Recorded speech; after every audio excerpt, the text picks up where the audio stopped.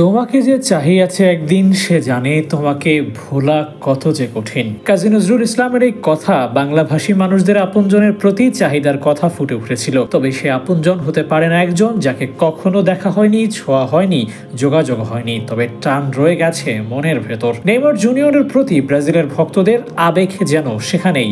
Raphinha তো বলেই ফেলেছেন, নেইমারকে দীর্ঘদিন মাঠের বাইরে দেখা এক কষ্টের ব্যাপার। নেইমারের মাঠে ফেরা নেইমার ও ফুটবলের জন্য দারুণ এক কিছু। নিজের সেরা সময়ও নেইমারকে ভোলেননি রাফিনিয়া। নেইমারকে যে ভুলতে পারেনি কোটি ব্রাজিলিয়ান ভক্ত। হেডলাইনে তাই সয়লাভ।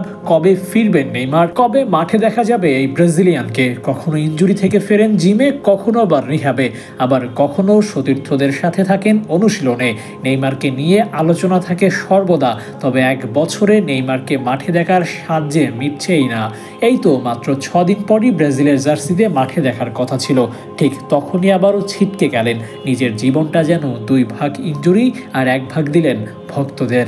সান্তোসে নেইমার ফিরবেন, ঘরের ছেলে আবারও আসবেন ঘরে, সেই খবর ভক্তদের পুলকিত করেছিল বটে। তবে এর চেয়েও পুলকিত করেছিল নেইমারের মাঠে ফেরা। নেইমারকে নিয়ে সব প্রত্যাশার বাইরে ভক্তদের আশা নেইমার আবার ফিরুক মাঠে তার আপন মহিমায়। কবি জসিমউদ্দিন বহুকাল আগে ফুটবল খেলোয়াড়ের কবিতা লেখেন। বা পায়ে ড্রিবলিং করে ডান পায়ে গোল দেওয়ার ইমদাদ হকের গল্প লিখেছিলেন সেবার।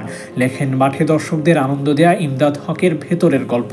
বহু বছর পর দর্শকরা ইমদাদ হক নেইমারকে পান। একের পর এক ইনজুরি, বেদনা যাকে গ্রাস করে, যিনি ফিরে আসেন ভক্তদের জন্য। এবারও তো স্বপ্ন ছিল এমনই, তবে দুঃস্বপ্ন হয়ে আবারও আসলো সেই ইনজুরি। সে যে ভয়ানক হয় না। এক ম্যাচে 15 ড্রিবলিং করা নেইমার ভক্তদের মনে গেঁথেছেন। ডি পল, এমি মার্তিনেজদের কাছে মনস্টার নেইমার ভক্তদের মনে গেঁথেছেন। ইয়ামাল, ভিনিদের বড় হওয়ার গল্পে নেইমার গেঁথেছেন। নেইমার যে মিশে আছেন ফুটবল আবেগে, এই নেইমারকে কিভাবে তাই ভোলা যায়? নেইমার ফিরবেন 120/80 গজের মাঠে, জাদু দেখাবেন। হয়তো হলুদ জার্সি পরে বিশ্বকাপের সোনার ট্রফিতে চুম্বন দিবেন।